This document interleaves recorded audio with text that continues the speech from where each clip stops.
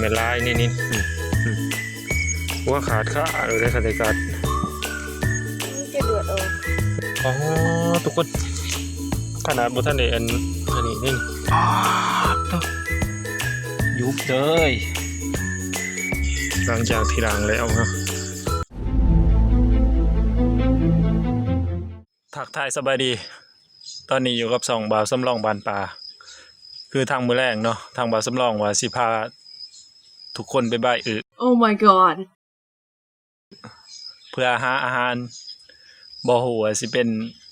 อีหยังแล้วก็สัตว์หยังที่บ่าวสำรองค่ะสิหามาเป็นอาหารนั่นพาทุกคนเข้าไปเบิ่งในคลิปให้ได้เด้อจะเป็นลายนี่มาขอสิฮุบใส่เลยนี่ฮุบเอาแบบนี้แหละนี่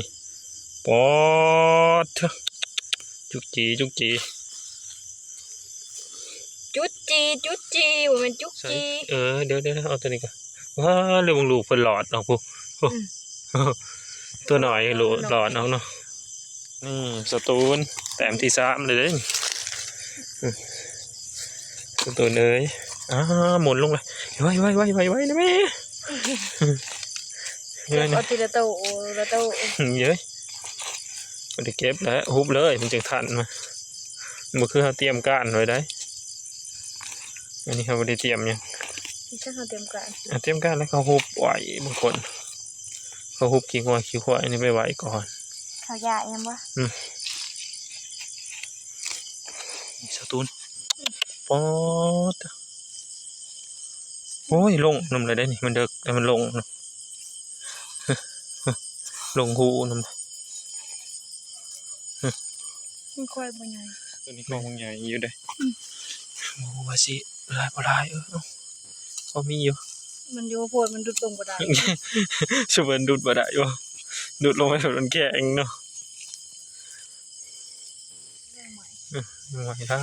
ตอมหูตอมตา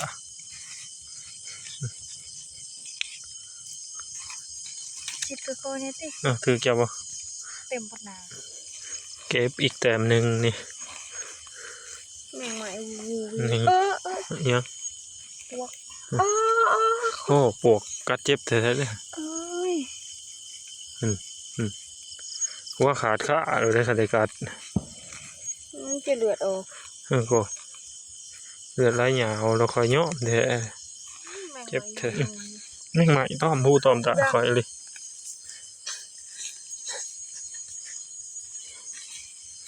เก็บไปอีกแต้มนึงก็มันจะเข้าจากปากแล้วเขาอยากปากแต่ว่ามันจะเข้าหอดปากเบิ่งก็สิมองไหนเขาจังเขาจนเวนานี่เมื่อกี้เรื่องไม้ล่าลองให้สตูนพนังทาอยู่มันเนาะตอนนี้สตูนเพิ่นกำลังลงมาเนาะบาสุลองเอิญกับบ่ได้ใกล้กันดอกนางตาใกล้ๆบาสุลองเป็นผู้มาเลาะอาหารเนาะนะอยู่ในกล้องนึงอันนี้ฮะกล้องนึงเอามาเอากล้องปีก่อน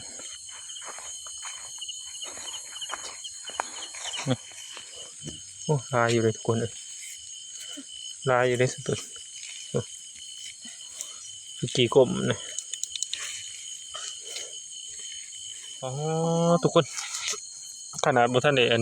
นนี้ได้นี่ขนาดบางสลองยังบนท่านเดขวัดลงเนาะชิยุบเลยนี่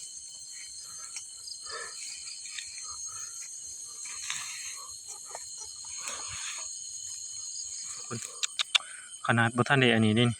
ขนาดบางสลองบนท่านเดอันบนท่านเดแกะเราเบิ่งสีคอยแกะเนาะป๊าดตัวยุบเลย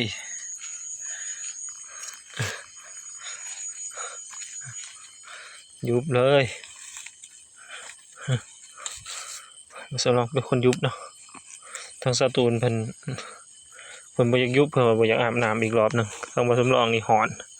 ขึ้นซะแล้วสิอาบอีกรอบนึงเมื่อบ่สตูนบัดนี้เมื่อก็ได้กินนะ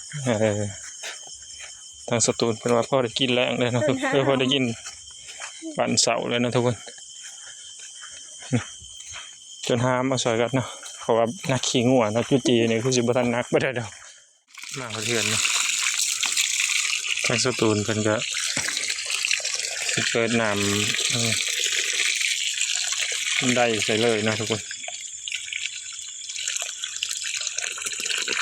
เพิ่นว่าเห็นแบบนี้มันเชี่ยวง่ายสบายเห็นว่าพี่จีผู้น้องเพิ่นหลังจากที่ล้างแล้วเนาะมันก็จะสะอาดแบบนี้อาจสิมีขี้เหงื่อได้จักหน่อยเนาะเพราะพวกขี้เหงื่อพวกนี้มันเฮาสิไปเลือกกับพอแห้งอยู่เนาะพี่จีงามๆเลยทางสตูลเพิ่งแล้วก็ก่อไฟสิครัวไว้เพื่อเป็นอาหารเสาร์ของพวกเราเนาะ